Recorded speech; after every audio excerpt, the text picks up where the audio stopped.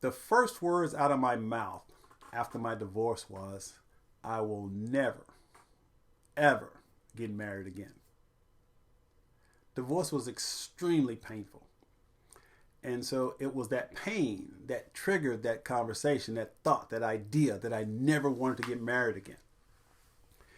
And so after my divorce, I kind of isolated myself and stopped dating for about a year because I didn't want to experience that pain. But again, after about a year, I decided, I don't want to be alone. So let's try this thing called relationship again. And so my first relationships after my divorce were complete disasters. I was definitely not emotionally ready to try to engage in any type of relationship. And I need to unpack some baggage because all of my relationships would end the same. There was this amazing pattern. I'd start dating someone and we'd go out for 2 or 3 weeks max. And the women would always end up saying the same thing. I care too much about you to stay in this relationship. Now, how much sense does that make? You care about me, but you're leaving me. Well, at the time, I didn't understand what they were talking about. But now, in retrospect, as I look back and of course, all the work that I've done and self-introspection I've done, I recognize that the reason I couldn't create great relationships was because, as the women were telling me, I was emotionally unavailable. And so the key to creating great relationships is emotional connection. And unfortunately, as men, a lot of us don't have the tools to create those types of connections. And so I remember a conversation I had with a friend of mine. And I was having somewhat of a pity party because I told her that, women say they want a good man, but I was a good man, but yet all these women kept leaving me. So I was like, why you women leave good men? Well, she said something that really rocked my world. And she said, Michael, if one person calls you a jackass, you probably shouldn't worry about it. But if two or more do, you better get a saddle. She said, have you not noticed that you're the only common denominator in all of your relationships? And when she said that, I got it. I really got it. I didn't get defensive. I listened to what she said, and I fully understood that I was responsible for my relationships. And I could no longer blame women for my relationships failing. And so I simply made a commitment that I was going to figure out this thing called love.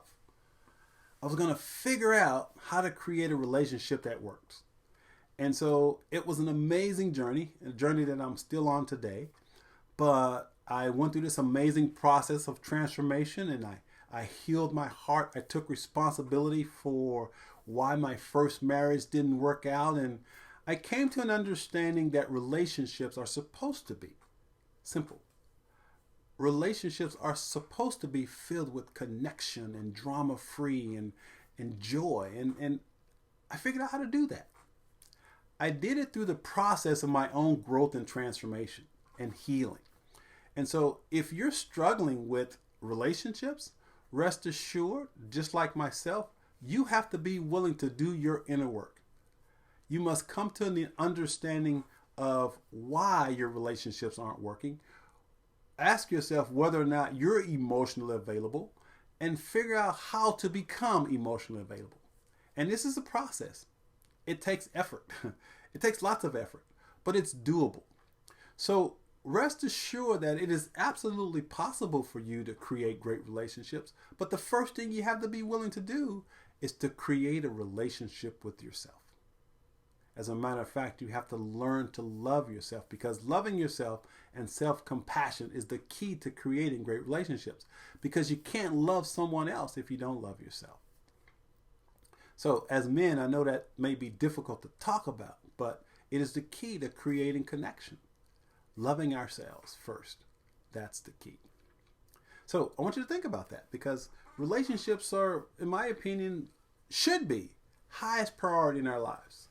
And that's relationships with self, relationships with our spouses, relationships with our families, relationships with society, relationships with associates in our business environment. So life is about relationships. We just have to learn how to create them.